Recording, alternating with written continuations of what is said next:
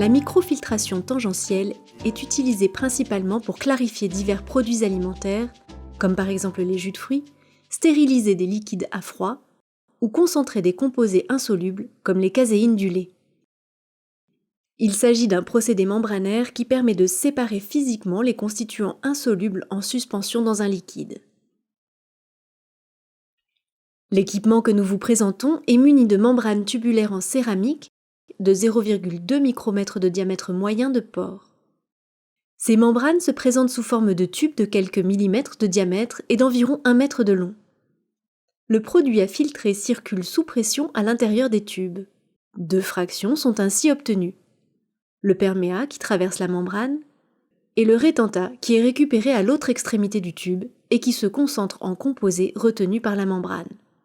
Le produit à filtrer circule tangentiellement par rapport à la surface membranaire, ce qui permet de générer de fortes contraintes de cisaillement, empêchant l'accumulation de matière sur la membrane. Il est ainsi possible de filtrer le produit en continu.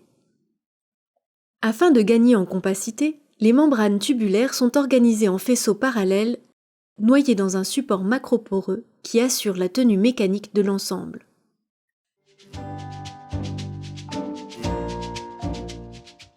Le produit à filtrer est pompé grâce à la pompe d'alimentation pour alimenter l'installation. La boucle de circulation, sur laquelle sont installées la membrane dans son carter et un échangeur de chaleur, se remplit. Une fois les canalisations remplies, la pompe de circulation met le fluide en mouvement à grande vitesse dans la boucle de circulation. Sous l'effet de la différence de pression de part et d'autre de la membrane, le perméat traverse le milieu poreux. Il est extrait en continu par la vanne de sortie perméat.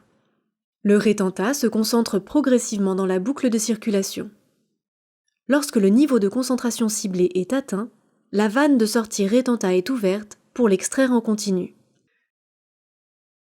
Tant qu'il est alimenté, le système fonctionne ainsi en continu.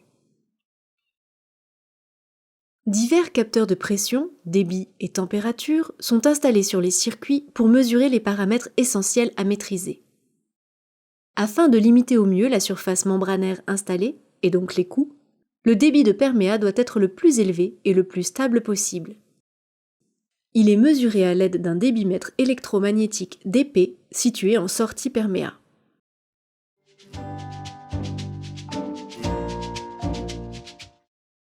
Pour une application donnée, les 3 principaux paramètres à optimiser sont la pression transmembranaire, la vitesse tangentielle et la température.